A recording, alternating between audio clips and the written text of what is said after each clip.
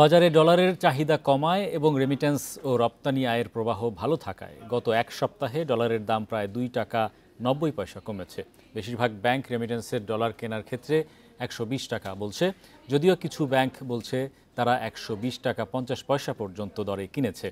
তবে বিদেশি এক্সচেঞ্জ হাউসগুলো জানিয়েছে দিনের শুরুতে কিছুটা বেশি দর থাকলেও শেষ পর্যন্ত কোনো ব্যাংকই 120 টাকার বেশি দাম দিতে চায়নি।